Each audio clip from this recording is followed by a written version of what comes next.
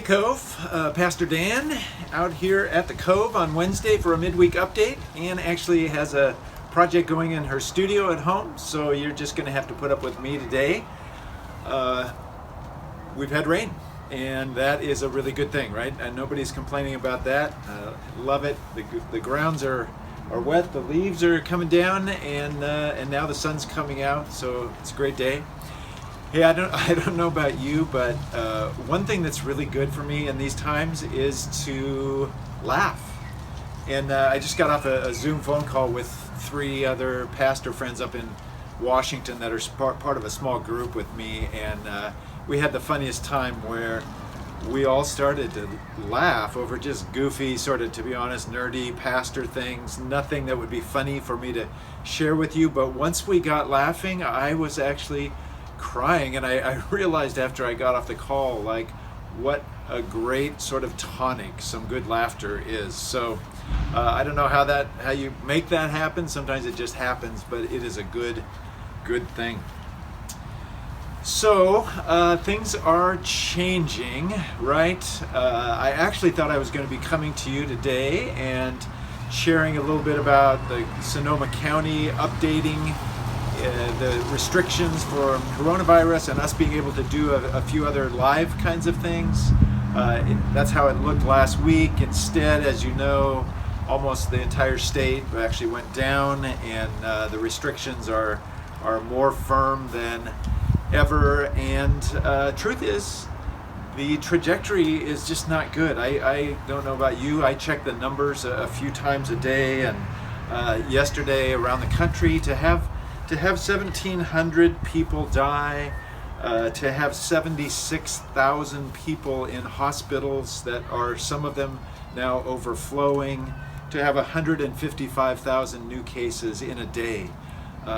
Those things are bad, and the trajectory just does not look like it's getting better, and our ways of combating it are so confused right now that it doesn't look great. And I actually want us to think about this for a second, because we need to talk about these things, and somehow in our country a pandemic is now a big political issue, and that is super sad to me, and it's very disappointing to me that rather than drawing together against the common enemy of this illness, that it actually has sent us apart. It's become a political issue, but for me, the pandemic is not a political issue. And actually, to a very large degree, besides being a public health issue, it's actually a faith issue. And I mean that in this sense, that we are called to watch out for other people. That our life is not our own. It's not about us. We're called to watch out for others, and that includes people who are vulnerable. It includes people who are elderly. It includes people who are minorities, because they, for a number of complicated reasons, are bearing the brunt of this in a larger way than is even close to proportional.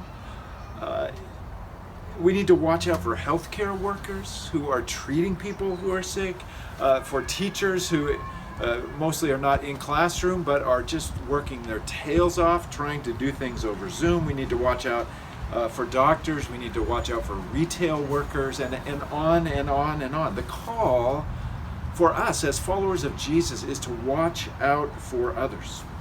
And how we do that right now is really not that complicated.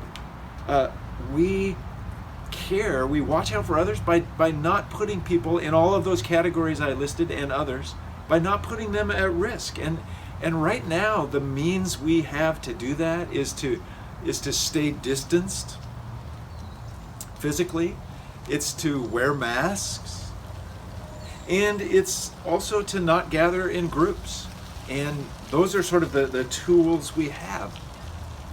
But I just want to emphasize that in thinking about these things, this is not about individual rights or freedoms, not for a Christian, and it's not about you and me.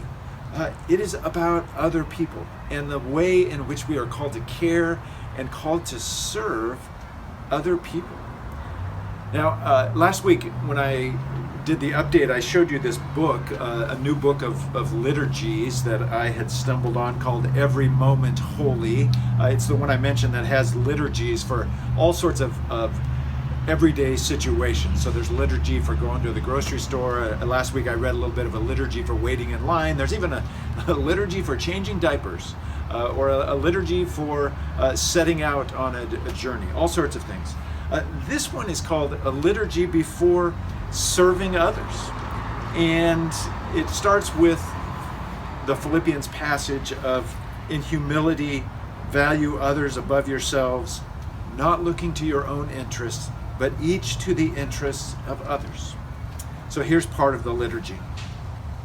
O Christ, who made himself the servant of all, I would set my heart and my affections upon you and upon you alone. For I can only serve others rightly when such service is undertaken from first to last as an act of devotion offered to you.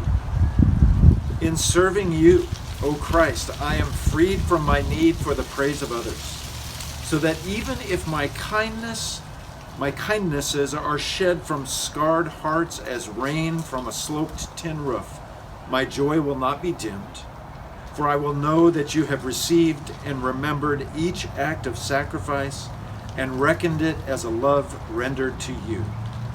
So let my love be sincere, and let my service be fearless, O Lord.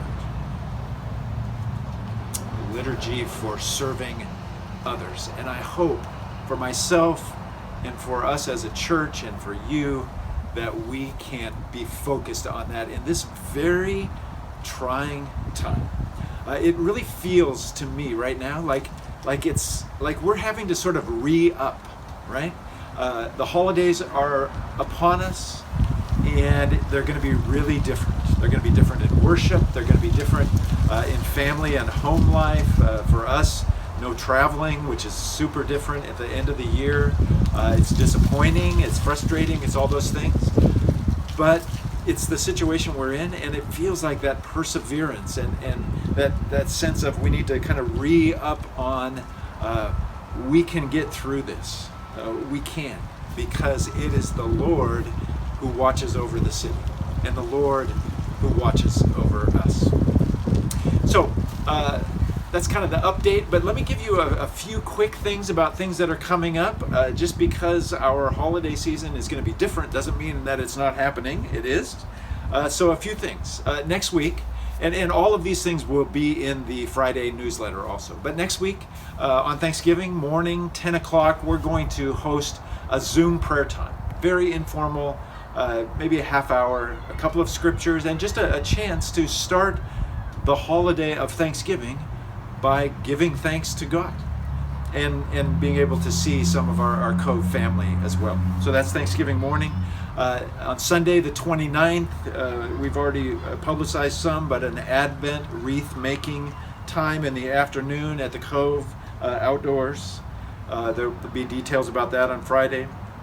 The deacons are putting out information about the St. Nick project. The Cove has participated in the past, a way to get gifts to families who are experiencing really hard times, and there'll be some details about that in the newsletter. There's a women's event by Zoom on December 6th. And then in sermons, this Sunday we're starting a new sermon series on the Gospel of Luke called That We May Know. And after this one Sunday of sort of introduction to the Gospel of Luke, we'll have 6 sermons from the characters, or some of the characters in Luke's Christmas story. And that'll be a great way for us to enter into Advent. So a lot of things coming up.